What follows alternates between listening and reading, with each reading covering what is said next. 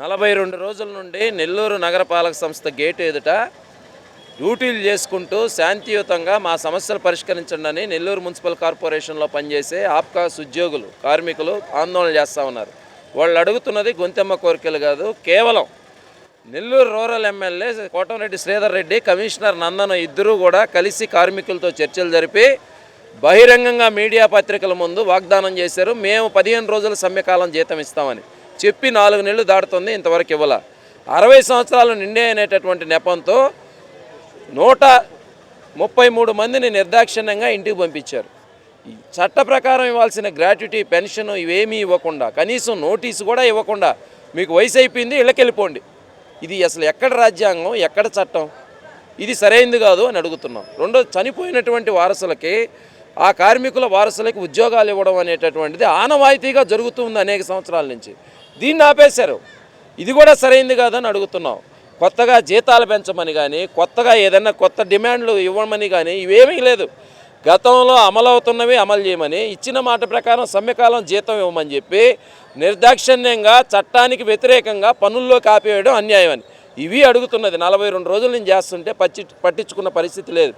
నెల్లూరు నగరపాలక సంస్థ పాలకులు ఎట్టున్నారా అంటే, ఈ కార్పొరేటర్లు, డిప్యూటీ మేయర్లు, ఇప్పుడు ఉన్నటువంటి వాళ్ళు దిష్టి బొమ్మల్లాగా వ్యవహరిస్తున్నటువంటి పరిస్థితి.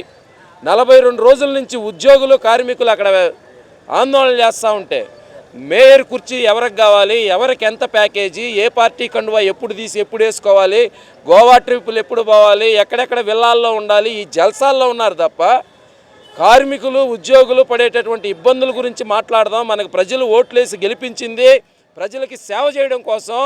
ఈ నగరపాలక సంస్థలో ప్రజలకు మౌలిక సదుపాయాలు అందుతున్నాయి అంటే కార్మికులు, ఉద్యోగులు లేకుండా అది అసాధ్యం అనేటటువంటిది ఒక్కరంటే ఒక్కరు కూడా దీని గురించి స్పందించలేదు. మంత్రి గారిని ఈరోజు సామూహికంగా వెళ్ళి అర్జీ ఇద్దాం అనేటటువంటిది ఇక్కడి నుంచి బయలుదేరాం.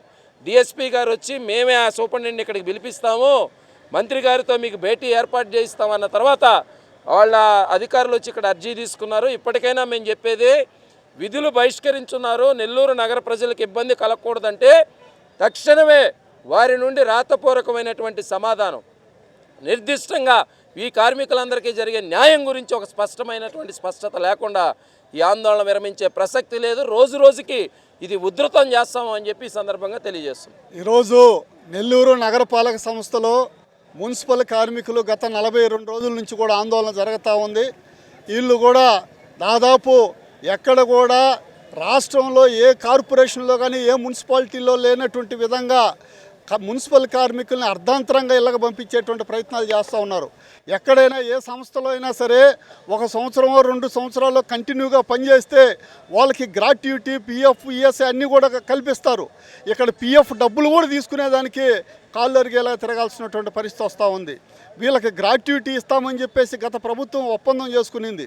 ఆ ఒప్పందాన్ని మాత్రం అమలు చేయట్లేదు. కానీ ఆ ప్రభుత్వం ఏదైతే ఇళ్ళకు తొలగిస్తాం 60 సంవత్సరాలు లిమిట్ పెట్టి వీళ్ళని ఇళ్ళకు తొలగిస్తామని చెప్తున్నారో దాన్ని మాత్రం అమలు చేసేదానికి ముందుకు వచ్చింది తెలుగుదేశం ప్రభుత్వం. మేము అందుకనే కూటమి ప్రభుత్వాన్ని ఒకటే హెచ్చరిక చేస్తూ ఉన్నాం. మీ కూటమి ప్రభుత్వానికి ఇంత భారీ మెజార్టీతో నెల్లూరు నగరంలో, నెల్లూరు జిల్లాలో 10కి 10 సీట్లు ఇచ్చి గెలిపించింది కార్మికుల్ని, ప్రజల్ని ఇబ్బంది పెట్టేదానికి కాదు. దాన్ని మీరు గమనంలో పెట్టుకోండి. గతంలో కార్మికుల్ని ఇబ్బంది పెట్టడం వల్లే ఈ రకమైనటువంటి పరిస్థితి గత ప్రభుత్వానికి పట్టింది.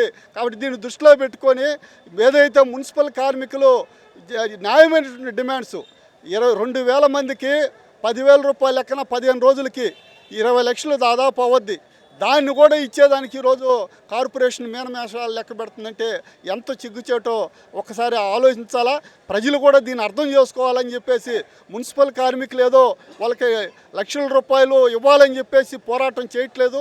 వాళ్ళు చేసినటువంటి పనికి 60 సంవత్సరాలకు సంబంధించి ఏదైతే గ్రాట్యుటీ ఉందో దాన్ని ఇవ్వమని చెప్పేసి అడుగుతా ఉన్నాం. వాళ్ళ బిడ్డలకు ఉద్యోగాలు ఇవ్వమని చెప్తా ఉన్నాం.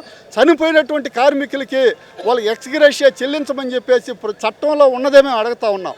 దీన్ని కూడా అమలు చేయకుండా ఈరోజు కావాలని దళితులు, గిరిజనులు అనేటువంటి ఒకే ఒక్క కారణంతోనే ఇక్కడ కూటమి ప్రభుత్వం నిర్లక్ష్యంగా వ్యవహరిస్తున్నట్టు మాకు అనిపిస్తూ ఉంది.